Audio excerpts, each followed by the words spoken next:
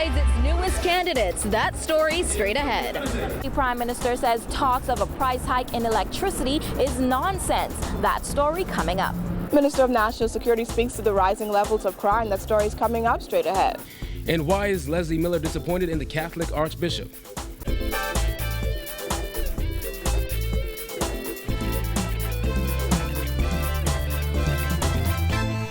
Welcome to our news. I'm Kyle Joaquin. Thanks for joining us. Topping news tonight, the Progressive Liberal Party's newest candidates were officially welcomed on board last night after the party's National General Council unanimously ratified Chester Cooper for Exuma and Ragged Island and Eva Bain for Central and South Abaco. Both candidates, newcomers to politics, vowed to win their seats and do their part to ensure the PLP once again becomes the government. Dana Smith reports. Scores of supporters gathered at PLP headquarters last night where they danced and cheered as the party ratified its newest candidates.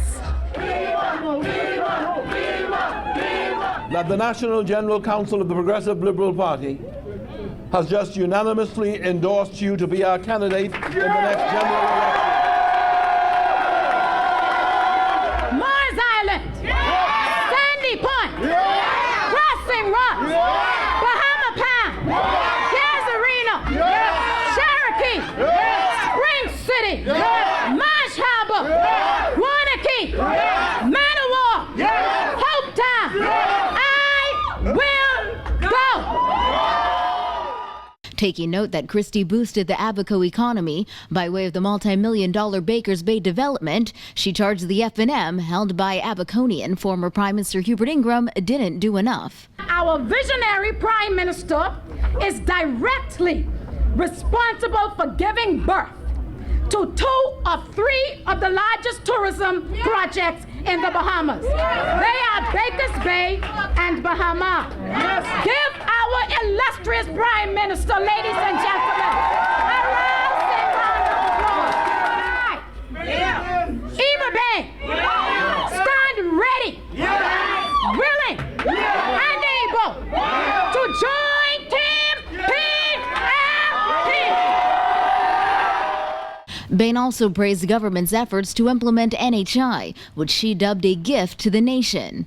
Bain is replacing former PLP candidate Senator Gary Sawyer. And I will do whatever I can in whatever capacity that I can, to ensure that the PLP remains the government. Because we are the party for the people. Also ratified last night, Chester Cooper for Zuma and Ragged Island, who vowed to fight for Zumians and charged his constituency will remain with the PLP. Those who nominated and seconded you have indicated that they have every confidence that you will be the successor to Mr. Tony Morse as the next representative. And I don't think it's a secret that Exuma is PLP country. And with your help, and with God's help, I promise you that we will keep Exuma PLP. Cooper recalled growing up in Exuma as the youngest of 12 children, raised by his mother after his father died when he was 5 years old. He said he wouldn't have made it to where he is today without the support of his community and his country. And he recognizes it's time to give back. You know, over the past 5 years, many have been critical of our PLP.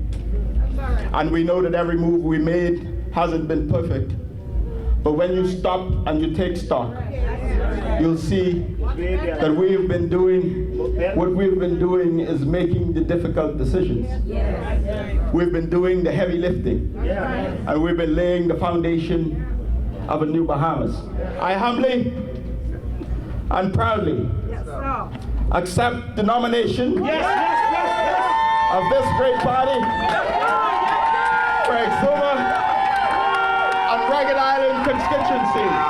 Cooper also praised the work the government has done to boost Zuma's economy by way of foreign direct investment in tourism, but also pledged to empower Bahamians with ownership. Cooper is replacing current MP Anthony Moss as the party's candidate in the next general election. But there are at times we are called to service, and there are also times that we are called upon to hand the baton to other runners within the race. Because despite what some may have you to believe, nation building is not about a sprint. It's more like a marathon. Reporting for our news, I'm Dana Smith. Thanks, Dana. Well, Tall Pines MP Leslie Miller said he is disappointed in Catholic Archbishop Patrick Pender and his decision to join regional bishops in the call to abolish the death penalty. He told our news today that when he heard of the Archbishop's stance, he couldn't help but question who those religious leaders actually support, the murder victims and their families, or the criminals. If the bishop and his crew could bring back the dead, okay, then I would say we should abandon capital punishment. I really don't understand it. Catholic Archbishop Patrick Pender had called for reform of the criminal justice system and for a more meaningful method of punishment to be used for offenders. But the Tall Pines MP, who has long been an advocate for capital punishment, questioned the religious leaders' reasoning. They don't never come out and speak for those persons who would have been butchered and killed by the persons who would have done so. You want to save those who are murderers, and yet they say they ascribe to God's word. God said an eye for an eye or tooth for tooth. If you take a life, expect yours to be taken.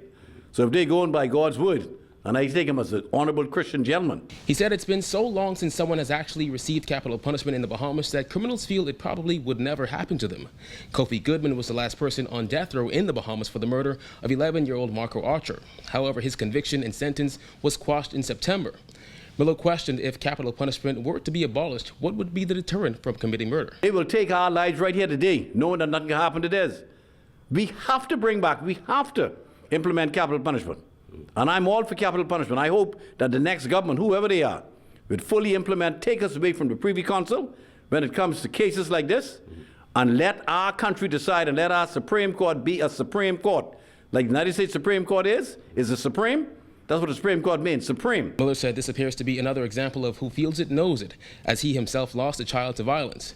And he said even if the question were to be put to the people, they too would not support abolishing capital punishment. And I really don't understand the good gentleman coming with this saying that that should be abandoned because the church says so. What about those who were killed? What about them? Do they have a say? Someone has to speak for them. But the church isn't speaking on their behalf. They're speaking out on hardened criminals who has taken a life. I'm very, very disappointed. Well, Deputy Prime Minister Philip Brave Davis is dismissing claims made by Tall Pines MP Leslie Miller that Bahamas Power and Light has increased electricity bills in order to pay for foreign aid after Hurricane Matthew. Davis deemed those claims nonsense, adding that the company has done the exact opposite. Simone Davis reports. Prime Minister responsible for the Bahamas Electricity Corporation and Bahamas Power and Light Limited, Philip Brave Davis, said Miller's claims of a price hike is completely false. Davis's comments came during his speech at a commissioning ceremony for Bahamas Power and Light's new generation plant in Harbor Island, Eleuthera, on Thursday. That's why I had to raise my eyebrows this morning. I was real surprised when I saw the Tribune's headline, Miller, BPL has increased bills. MP says rise to pay off foreign aid after hurricane. Total nonsense. Not true. Earlier this week, Miller told the Tribune that be increasing customers' light bills in order to pay foreigners who helped with the restoration process after the storm. Davis urged Bahamians to compare their electricity bills from 4 years ago to now to prove that the cost of electricity has decreased. There has been no increase in bills. And in fact, I invite everyone under the sound of my voice, if they are able to, look at their bill in May 2012 and look at it today. They would find that it's at least 40% less today than it was then. Davis said now is not the time for political rhetoric, adding that BPL is focused on ensuring that all islands in the Bahamas powered by the company receives reliable electricity services, especially after Hurricane Matthew last month. The DPM also dismissed claims that BPL increased bills in order to pay a foreign aid after the storm. There's no time for political rhetoric. We all saw the devastation of Matthew. The corporation has borne the full cost of what has happened in the restoration of power. And as responsible citizens, We must all now focus on recovery, and recovery is an expensive exercise. And no, we did not increase any bills to pay any foreign aid after the hurricane. Reporting for our news, I'm Simone Davis. Thanks, Simone. Well, 59 men and 16 women became the newest members of the Royal Bahamas Defense Force today. Their 19-week training course came to an end with a congratulatory speech from the Minister of National Security, who said the government is spending millions of dollars to ensure the safety of Bahamians. Giorgio Stirrup was there and tells us more. Giorgio? That's right, Kyle. During the graduation ceremony of a brand new fleet of Defense Force officers, Minister of National Security Dr. Bernard Nodded says amid concerns of the rising levels of poaching and illegal crime here in the capital, he believes that his ministry is doing everything to help successfully combat the problem. Nodded spoke of the multi-million-dollar Sandy Bottom project that is making it possible for Defense Force officers to have more visibility throughout the islands of the Bahamas. Nodded said initiatives such as that prove that the government is working. The force has recently acquired the last of 9 patrol craft that were purchased under the Bahamas government-sponsored Sandy Bottom project. If you look around you, you will see evidence of extensive construction underway here at Coral Harbor Base, which is also a part of the Sandy Bottom project, to modernize bases and harbors, not only here at Coral Harbor, but also in Mafutani, Nagua, and Gunpoint, Ragged Island. Nodded says additional funds will be allotted for the expansion of existing Defense Force bases so that the issues of poaching and illegal trafficking can be properly addressed. Which entails the establishment of bases at strategic locations in the northern, central, and southern Bahamas, where personnel, ships, and aircraft will be deployed on a sustained basis. Already the government is experiencing favorable returns on its investment with the capture of 4 Dominican fishing vessels in Bahamian waters and the confiscation of almost 100,000 pounds of fisheries products. He charged the latest graduates with the responsibility of ensuring that they take their jobs seriously. Members of new entry 54 and women entry 23. You are the newest Marines to enlist in the fight against transnational criminal activities, such as narcotics smuggling, small arms trafficking, poaching, human smuggling, and human trafficking. Since 2012, the Defense Force has graduated over 505 recruits. Nodded says the next step will be to expand the Defense Force base here in the capital and in the southern Bahamas. Back to you in the studio, Kyle. Thanks, Giorgio. Still to come, Harbor Island gets in a new power plant, a petition to rename Bahamian waters, and later on, BAIC employees giving some blood to PMH. Stay with us.